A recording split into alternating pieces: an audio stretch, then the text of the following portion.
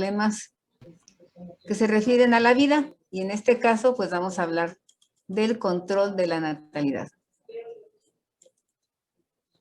Fíjense que así como hay preocupación en el país y en el mundo acerca de la infertilidad, hay un problema más viejo que es el control de la natalidad.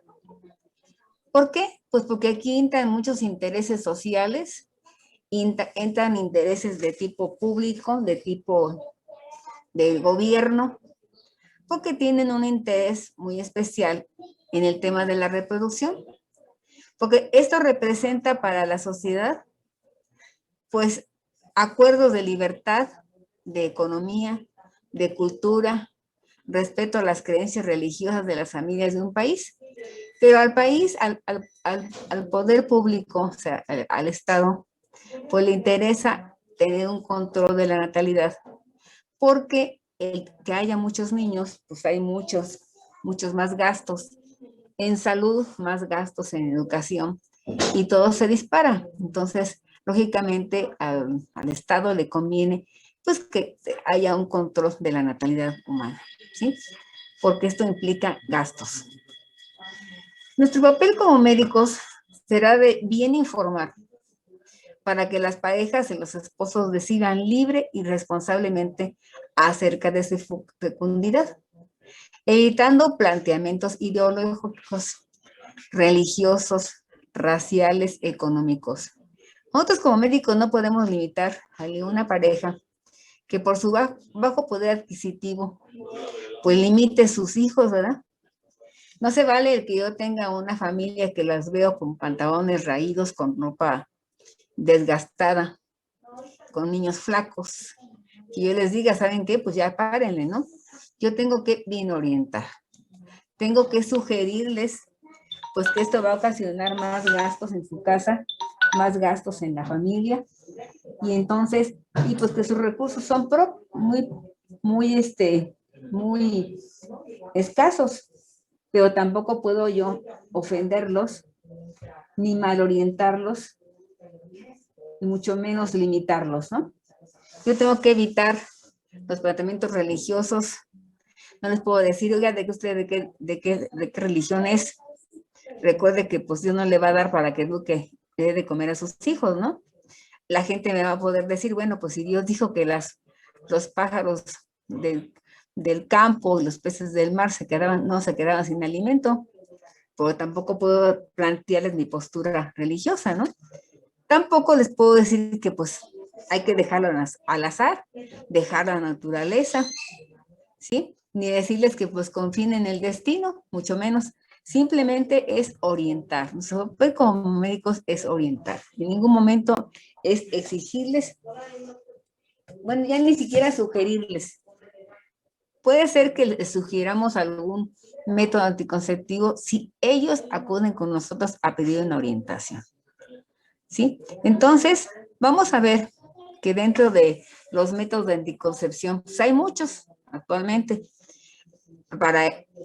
desde que la espantacigüeña, ¿verdad? Aquella persona que hace abortos clandestinos, el preservativo, el diafragma, la salpingoclasia, el DIU, el parche,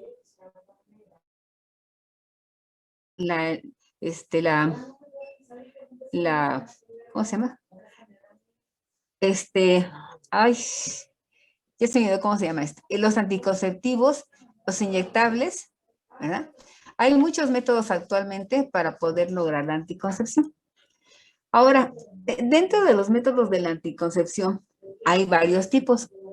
Hay algunos que inhiben a las células germinales, o sea, que impiden la ovulación o impiden la espermatogénesis. En este caso, los que impiden la ovulación pues son los anticonceptivos, pero no hay un medicamento que impide la espermatogénesis. Hay algunas sustancias que se han estado estudiando en laboratorios y tienen años sin poder lograr sacar un medicamento, un hormonal, que limite la formación de espermatozoides. Hay otros métodos que impiden la unión del óvulo y del esperma. En este caso son los locales. los espermaticidas, las espumas espermaticidas, los diafragmas vaginales, el coitus interruptus. El coitus interruptus es nunca terminar la relación sexual totalmente hasta que termine, ¿no? O sea, se limita hay que limitar la interrupción al coito, o sea, no llegar a que llegue al final. Laura, pásela con Escalante. También hay otros métodos como es el condón, perdón por la interrupción. El condón, que es el más usado, la salpingoclasia, que es la ligadura de las trompas, la vasectomía en el varón, y el método Billings. El método Billings es el método más antiguo y recomendado por todas las religiones del mundo. El último pues, sería la abstinencia, el no tener relaciones sexuales, ¿verdad? Hay otros métodos que interrumpen la gestación, en este caso son los abortivos. Hay otros que impiden la implantación del embrión, el DIU y la píldora del día siguiente. Sin embargo, vamos a ver que todos ellos lo que buscan es ponerle un candado a este óvulo para que impidan la llegada y la penetración del espermatozoide. Vamos a ver, según los efectos secundarios que tienen los anticonceptivos, se clasifican en blandos y duros. Blandos son aquellos que afectan poco o nada a la salud de la mujer. Son los métodos de barrera, los preservativos, el diafragma, los espermaticidas, el tampón o esponja vaginal. Aunque estos, tanto el espermaticida como la esponja vaginal, pueden ocasionar alergia localmente en la mucosa de la vagina, una infección, una irritación química y alteraciones emocionales.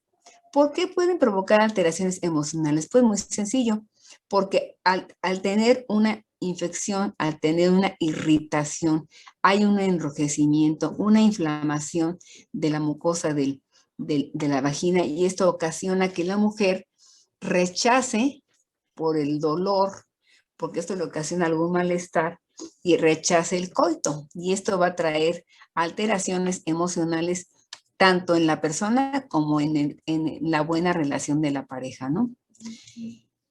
Recuerden ustedes que un contacto, una relación sexual es entre dos. Alguien falla, cuando alguien no quiere, cuando alguien está indispuesto, pues esto ocasiona cierto malestar en la conducta y en la buena comunicación que debe haber en una pareja. Entonces, tenemos que estar muy listos ante todo esto para poder orientar y solucionar la problemática que tienen las parejas de su sexualidad y de su deseo de ser padres. Esto es lo más importante, jóvenes. Cuidar su relación como pareja de reproducción.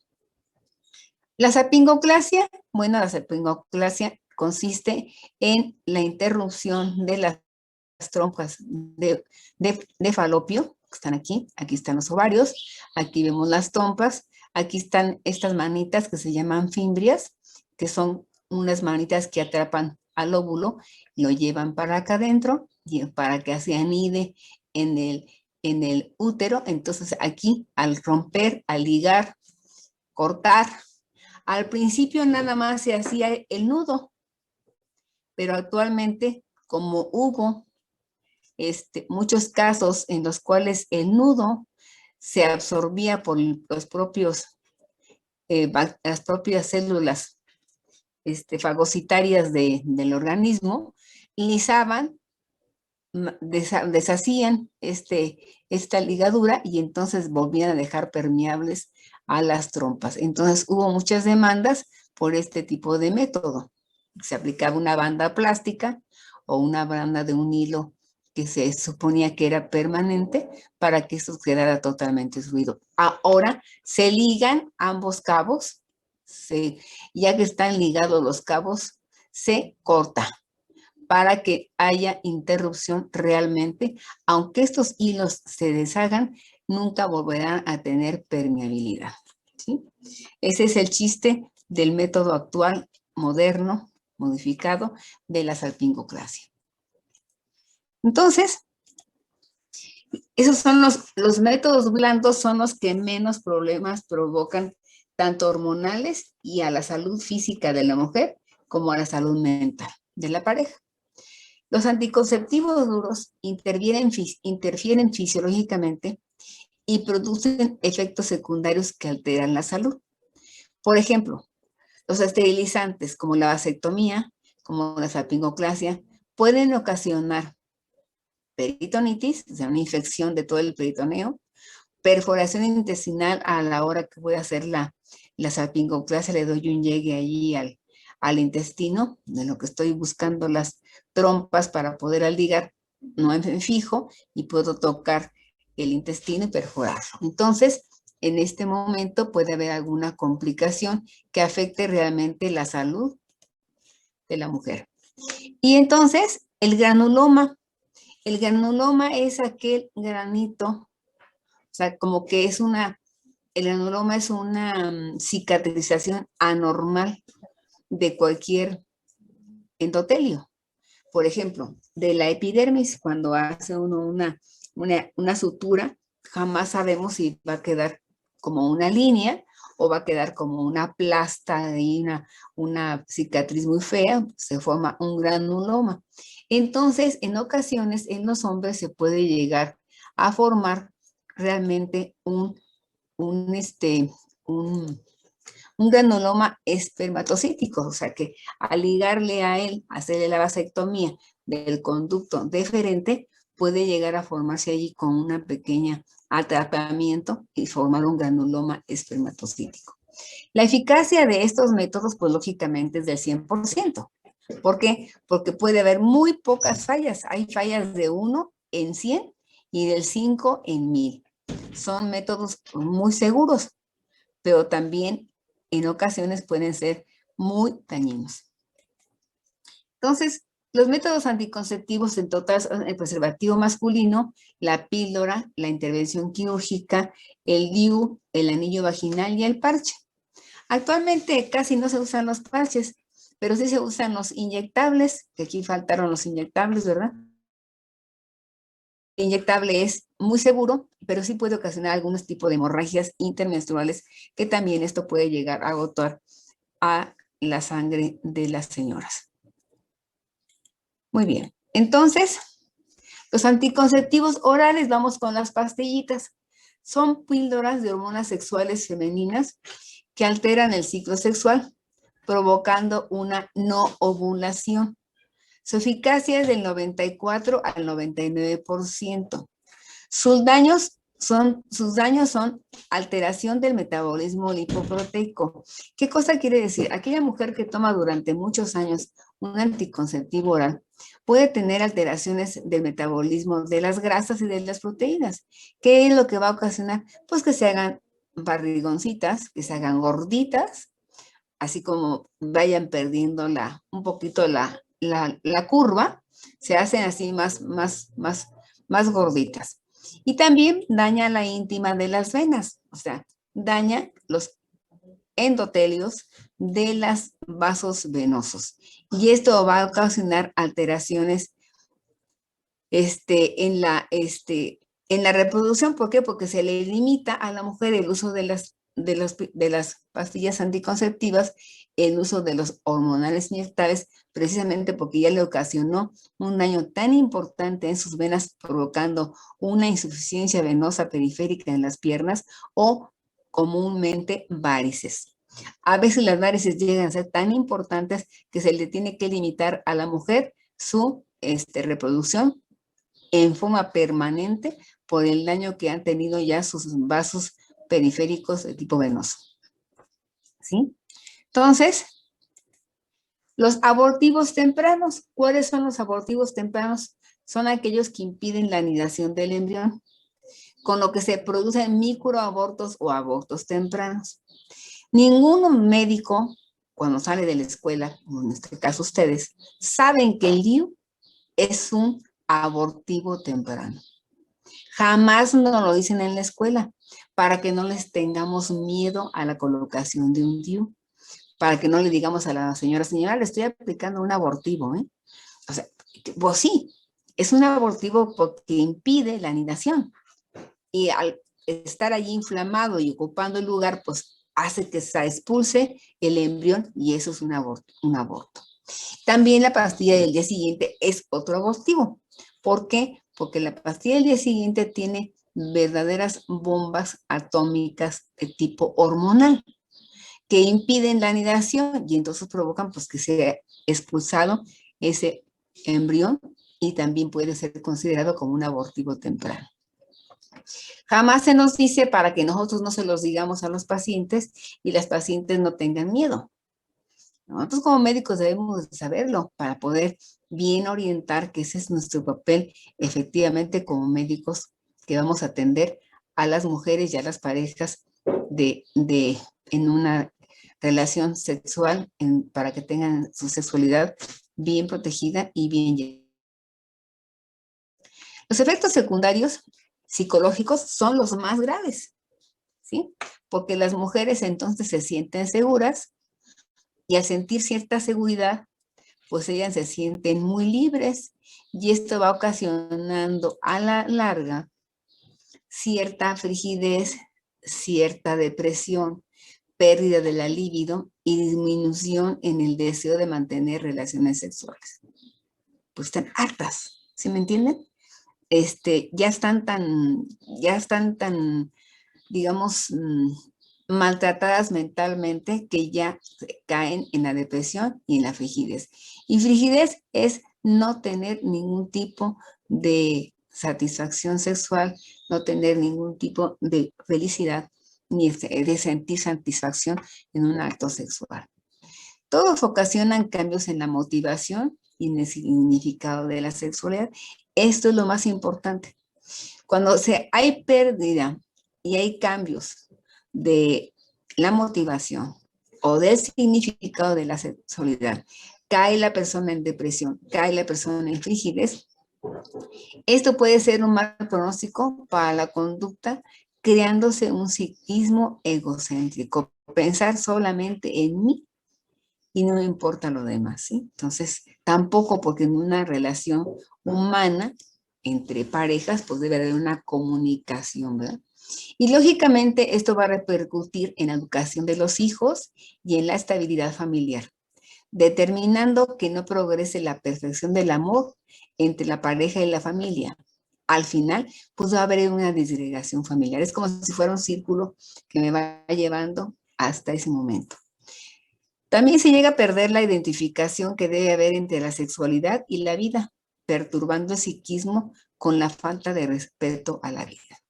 Lógicamente, si me acostumbro a tomar pastillas del día siguiente, pues no le tengo ningún interés a la vida, no me interesan los embriones, no me interesa la vida, no me interesa nada porque es mi cuerpo y con mi cuerpo yo hago lo que yo quiero, ¿no? Como dicen ahora las chicas. Pero ¿qué aspectos tenemos que considerar antes de elegir un método por el médico? ¿Qué edad tienen sus pacientes? ¿Cuántas veces van a ver al médico? ¿Sí? La incidencia en la salud de los usuarios, o sea, ¿cómo están de salud esas parejas? ¿Cuántas veces en una semana tienen relaciones sexuales? Facilidad o dificultad en el uso de un método. Hay gente muy tonta, jóvenes, que no saben cómo colocarse un preservativo, no saben cómo colocarse un diafragma, no saben cómo hacer coitos interruptos, no saben nada. Simplemente saben cómo hacer el coito y nada más. No saben otra cosa.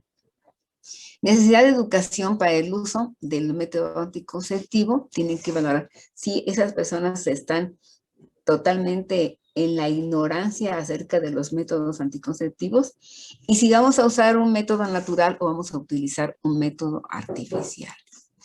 Esto es lo que tenemos que nosotros investigar.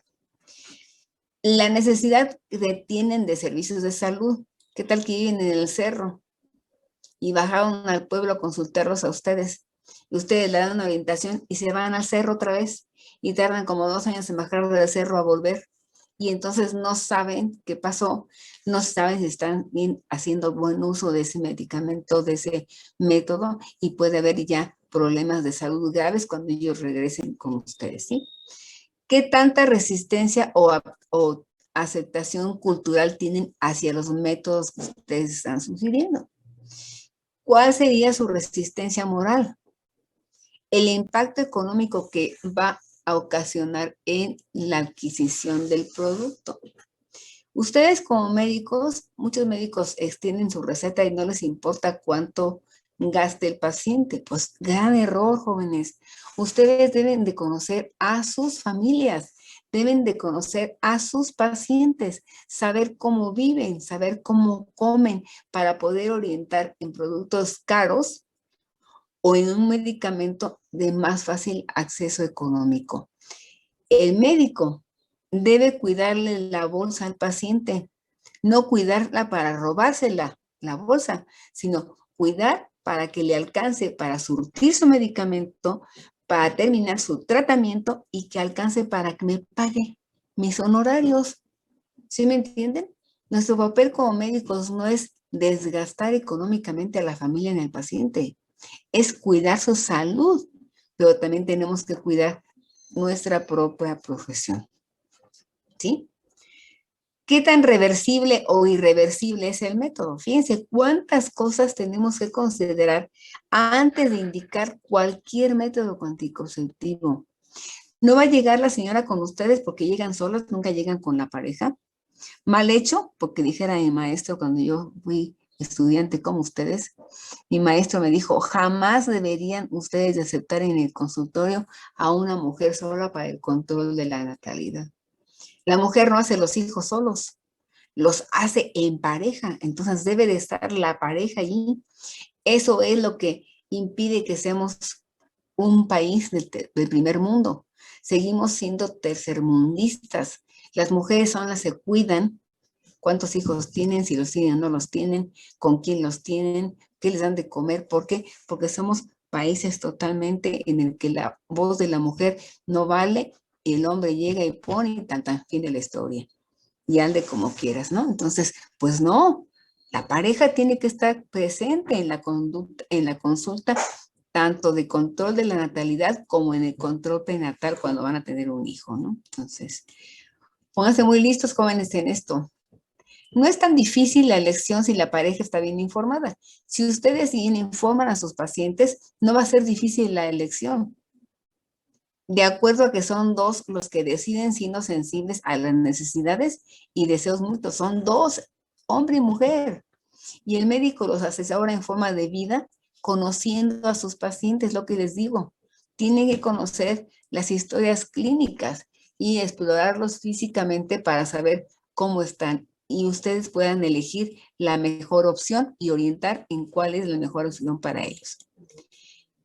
Mi maestro de ginecología, cuando llegaba una señora allí a la clínica del ISSSTE, yo hice mi internado, lo hice en el ISSSTE en México, en un hospital gigantesco, y aprendí muchas cosas con el médico ginecólogo al que yo le iba a ayudar en la consulta externa. Siempre me decía, me daba un puntapié con el zapato para que yo observara. Cuando él veía una cosa que yo no podía ver porque era yo pues una niña médicamente, entonces me daba un testerión en el zapato para que yo pusiera atención y observara bien al paciente, para que le pusiera más ojo a mi paciente, ¿sí? Y él notaba cosas como pues, viejo lobo de mar que tenía años de ejercer la ginecología, pues me daba pues la vuelta en cuanto a cualquier cosa de tipo ginecológico que yo tuviera alguna duda, ¿no? Entonces el maestro siempre le decía a las señoras, bájese el pantalón. Y se quedaban las señoras así, no señora, no me interesa verle las piernas, si las tiene flacas o gordas o las tiene torneadas. Quiero verle las piernas para ver si tiene usted trayectos venosos visibles. ¿Esto qué me enseñó, jóvenes? Pues esto me enseñó a que yo debo de estar siempre con el ojo avisor, viendo a mis pacientes cómo tiene sus piernas, si tiene trayectos venosos visibles, si tiene algún problema que me esté denotando que yo no puedo manejar anticonceptivos hormonales, ¿sí? Entonces, mucho cuidado, jóvenes.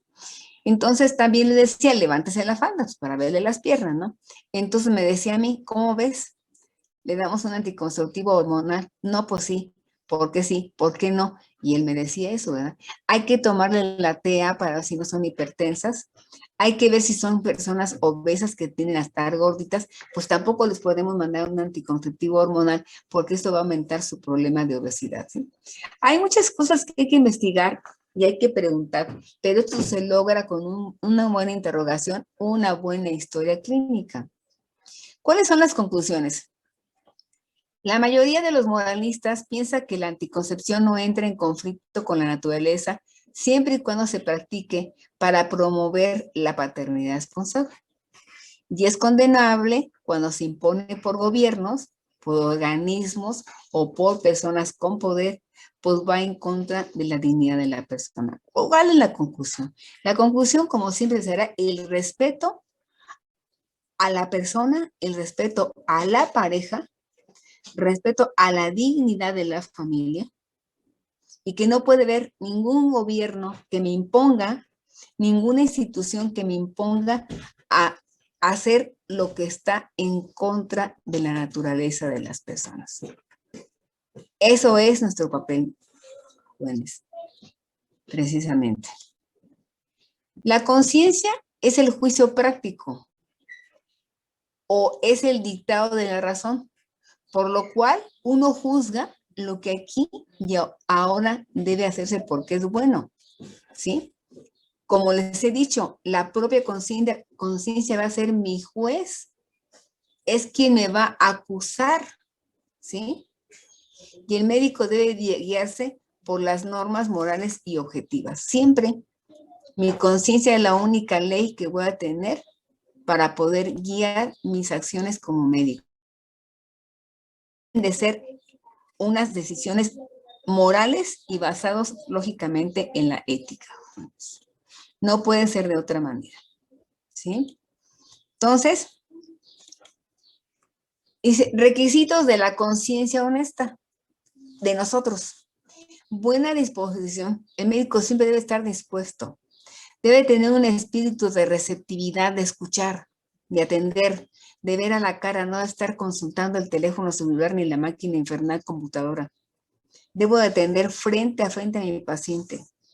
Debo tener amor a la verdad, sensibilidad ante la propia actitud y la conducta de las personas, una actitud de apertura y actitud de búsqueda de siempre del bien, la búsqueda de la verdad. El médico siempre debe estar buscando la verdad, buscando la justicia y teniendo una actitud de apertura. La conciencia debe sostener el principio del mal menor. Y volvemos a Hipócrates. Primum no hacer daño. Y si vamos a hacer daño, pues vamos a hacer el menor de los daños, usando el mejor método anticonceptivo que podamos ofrecerle a esa pareja para no lesionar tanto su salud mental como su salud física. Jóvenes, con eso termina mi exposición. ¿Tienen alguna duda? En cuanto a este tema, sí voy a poner preguntas en el examen segundo o final. Todavía no sé. ¿Tienen alguna pregunta? ¿Alguna duda? Creo que no, doctor. De mi parte, no. Perfecto. Entonces, ya les pasé la presentación, hice la programación de la clase en la